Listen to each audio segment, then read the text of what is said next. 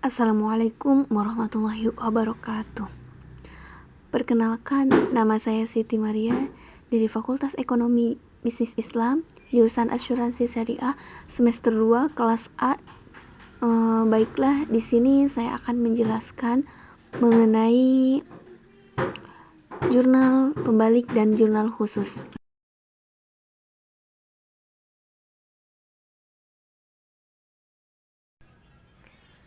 Pengertian jurnal pembalik. Reserve entry atau jurnal pembalik adalah jurnal yang digunakan untuk membalikan jurnal penyesuaian serta membentuk akun neraca. Tujuan utamanya mencegah timbulnya akun ganda. Sementara itu, pembuatan jurnal yang satu ini biasanya dilakukan pada awal periode baru supaya muncul analisis nyata yang up to date. Dengan kata lain, reserve entry berfungsi untuk membalik jurnal penyesuaian yang telah dibuat pada periode sebelumnya. Sekali lagi, berdasarkan konsep akuntansi, jurnal ini bersifat opsional. Kamu boleh membuatnya atau tidak, tetapi pengelolaan keuangan akan lebih rinci bila jurnal tersebut dibuat. Selanjutnya, akun yang bisa menerapkan jurnal pembalik seperti yang sudah disebutkan sebelumnya. Tidak semua akun jurnal penyesuaian bisa menggunakan jurnal pembalik. Biasanya akun yang menggunakan reserve entry hanyalah yang berpotensi memunculkan data saldo baru tetapi masih belum terlihat pada neraca. Selain itu, memang ada akun jurnal penyesuaian lain yang boleh menerapkan sistem reserve entry. Agar kamu dapat gambaran yang lebih jelas, mari simak rincian akunnya di bawah ini. 1. Akun beban yang masih harus dibayarkan. Salah satu akun penyesuaian yang dapat menggunakan reserve entry adalah akun beban yang harus masih dibayarkan. Bagaimana maksudnya? Jadi, bila bisnis kamu mempunyai biaya atau beban yang harus dikeluarkan, maka pada periode tertentu itulah yang dimaksud dengan akun beban yang masih harus dibayarkan. Catatan beban tersebut masih mungkin muncul dalam pencatatan beban pada periode selanjutnya. Nah, yang kedua adalah beban yang harus dibayar di muka. Apabila bisnis telah membayarkan biaya tertentu di muka, tetapi transaksinya belum tercatat di dalam neraca, inilah yang disebut dengan akun beban yang khusus dibayar di muka.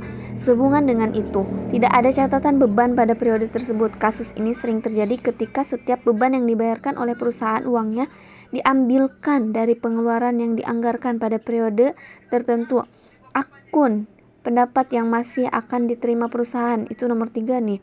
Akun yang harus dibuatkan jurnal ini selanjutnya adalah akun pendapatan yang masih akan diterima perusahaan. Maksudnya, penghasilan tersebut sudah diterima oleh bisnis tetapi masih belum tercatat sebagai pendapatan usaha. Yang keempat, pendapatan diterima di awal. Kamu juga bisa membuatkan reserve entry untuk pendapatan perusahaan yang diterima pada awal transaksi meskipun laporannya masih belum ditunjukkan pada pelanggan. Yang kelima, beban pemakaian atas perlengkapan. Kadang-kadang perusahaan memasukkan peralatan-peralatan operasional sebagai beban. Bila akun ini dicatat di dalam jurnal penyesuaian, kamu perlu membuatkan reserve entry bagi akun tersebut. Nah, berikutnya adalah fungsi jurnal pembalik. Bila bersifat opsional, sebagian dari kamu mungkin bertanya-tanya untuk apa membuat reserve entry? Tentu saja jurnal pembalik dibuat atas dasar fungsi-fungsi tertentu. Berikut ini beberapa fungsi dari reserve entry. 1. Membuat pencatatan transaksi lebih mudah. Pertama, jurnal ini membuat proses pencatatan transaksi menjadi lebih mudah, terlebih pencatatan neraca yang disusun pada awal periode baru. Akan tetapi, tidak semua neraca bisa dibuatkan reserve entry. Karena itu, kamu perlu memperhatikan subjudul berikutnya, yaitu akun yang dapat dibuat reserve entry sebagai catatan. Akun-akun tersebut hanyalah yang berkaitan dengan jurnal penyesuaian atau adjusting entry. Yang kedua, membantu menyederhanakan jurnal penyesuaian. Penyesuaian entry reserve entry dapat membuat proses penyusunan jurnal penyesuaian menjadi lebih sederhana, terutama jurnal yang kamu susun untuk pada periode berikutnya. Apabila komponen atau ayat-ayat jurnal penyesuaian jumlahnya cukup banyak, proses penyederhanaan ini terbilang penting. Dengan pemetaan pembukuan, reset jurnal penyesuaian pun akan lebih mudah. 3. Mencegah terjadinya kesalahan dalam pembuatan jurnal penyesuaian. Terakhir, tetapi tidak kalah penting, reserve entry juga membantu untuk mencegah terjadinya kesalahan dalam pembuatan jurnal penyesuaian. Kesalahan yang mungkin terjadi, misalnya pencatatan jurnal ganda dan adanya adanya pengakuan double untuk akun biaya serta pendapatan. Berikut ini contoh jurnal pembalik setelah mengetahui pengertian fungsi serta akun yang membutuhkan resep entry. Sebagian dari kamu mungkin mulai penasaran bagaimana sih cara membuat jurnal pembalik? Tidak perlu khawatir sobat, berikut akan dijelaskan tentang contoh jurnal pembalik pada bisnis. Langsung saja kita simak penjelasannya. Yang pertama, untuk beban dibayar di muka. Pada 1 Desember 2019 ada beban sewa yang dibayar di muka sebesar Rp750.000. Maka jurnal pembalik dan jurnal penyesuaiannya dibuat sebagai berikut. Jurnal 1 Desember 2019, beban sewa sejumlah Rp750.000 dan kas Rp750.000.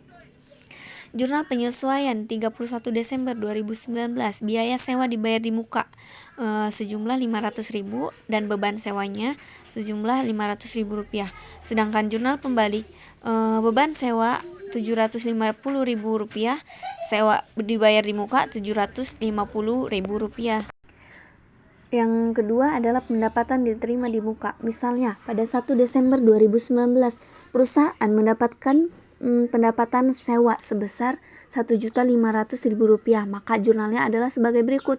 Jurnal 1 Desember 2019, di kas itu sejumlah Rp1.500.000, kemudian pendapatan sewa di muka Rp1.500.000 pula. Jurnal penyesuaiannya tanggal 31 Desember 2019, pendapatan sewa senilai Rp1.000.000, sewa diterima di muka Rp1.000.000. Sedangkan jurnal pembaliknya itu sewa diterima di muka Rp1.000.000, kemudian pendapatan sewanya itu Rp1.000.000. Nah, yang ketiga adalah beban yang belum dibayar. Jika pada tanggal 31 Desember 2019 ada gaji yang belum dibayar dengan dana berikut: gaji karyawan pemasaran sebesar Rp1.750.000 dan gaji karyawan kantor sebesar Rp1.500.000. Jika beban tersebut akan dibayarkan pada tanggal 1 Januari 2020, maka jurnal penyesuaiannya sebagai berikut. Yang pertama, jurnal penyesuaian tanggal 31 Desember 2019, beban gaji pemasaran senilai Rp1.750.000, kemudian beban gaji kantor Rp1.500.000, kemudian beban utang gaji Rp3.250.000. Nah, jurnal pembaliknya adalah pada tanggal 1 Januari 2020, utang gaji senilai Rp3.250.000, beban gaji pegawai pemasaran senilai Rp1.750.000, beban gaji pegawai kantor Rp1.500.000. Nah, untuk jurnalnya sendiri, untuk jurnalnya beban gaji pegawai bagian pemasaran senilai Rp1.750.000, beban gaji karyawan bagian kantor Rp1.500.000, dan kasnya sendiri Rp3.250.000. Dan nomor 4, pendapatan yang belum diterima. Misal pada 1 Mei dan 1 November 2019 perusahaan mendapatkan pendapatan bunga sebesar Rp600.000, maka ayat jurnal pada tahun 31 Desember 2019 adalah seperti di bawah ini.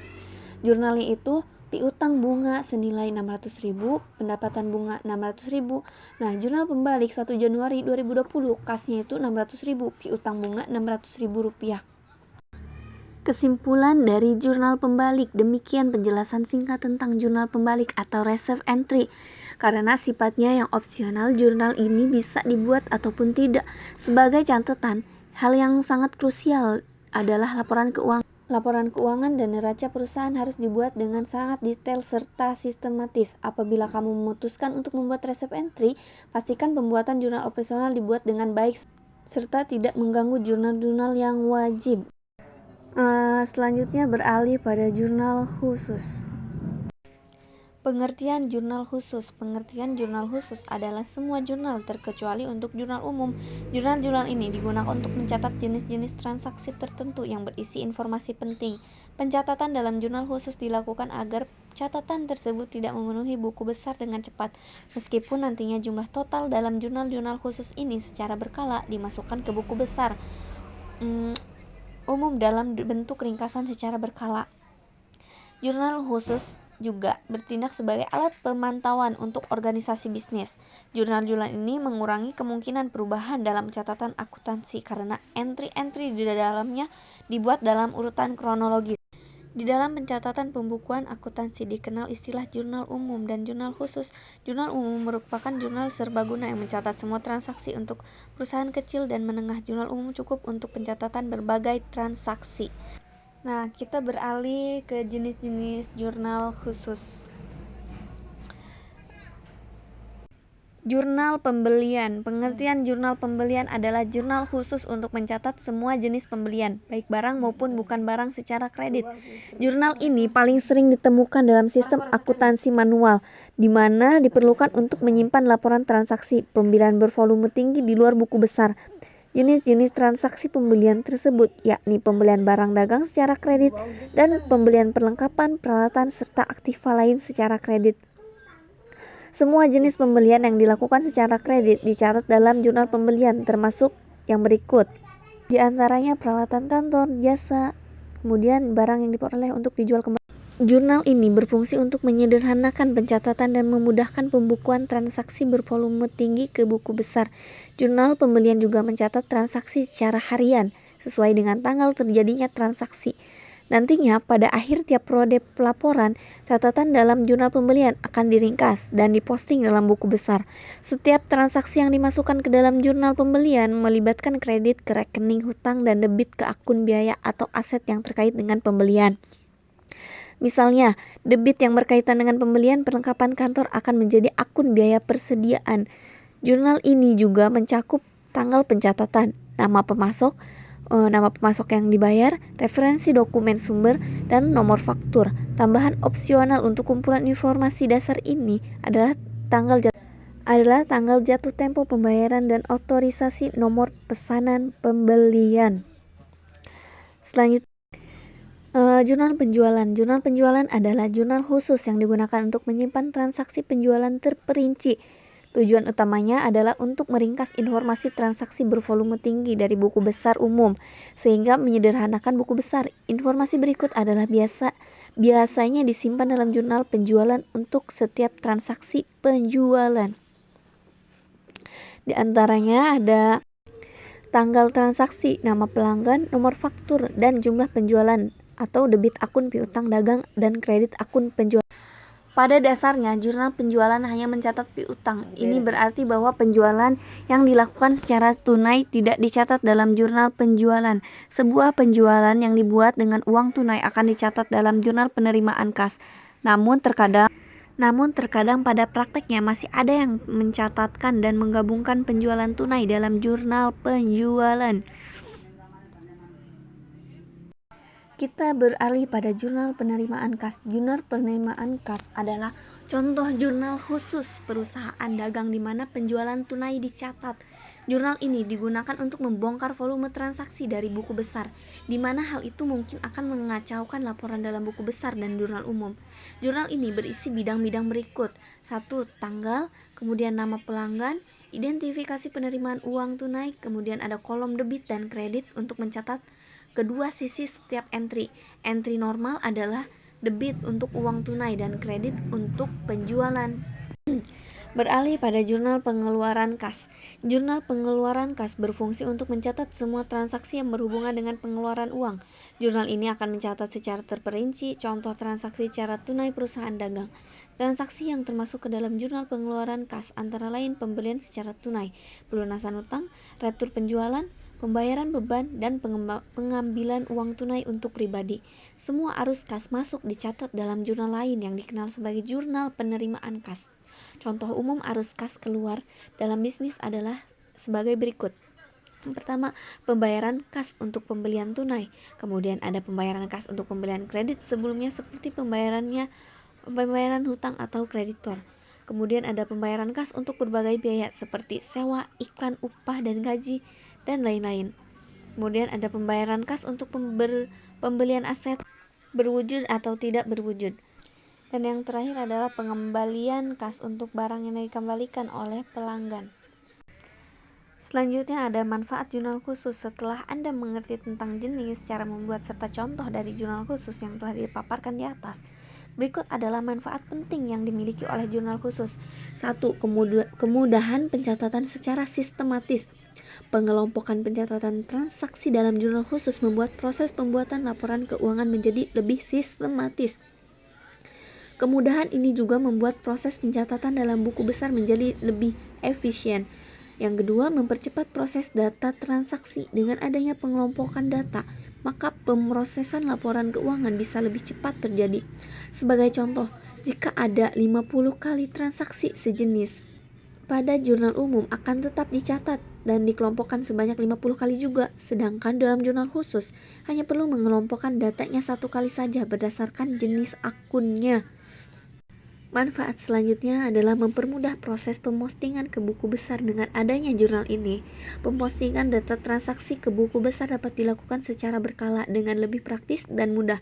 Karena dalam jurnal khusus semua transaksi yang sejenis dibukukan dengan akun yang sama, sehingga pempostingan beberapa transaksi keuangan pun dapat dilakukan secara bersamaan berdasarkan jenis akunnya. Manfaat selanjutnya memudahkan pemeriksaan secara berkala dalam sebuah perusahaan, baik secara internal maupun eksternal oleh auditor publik.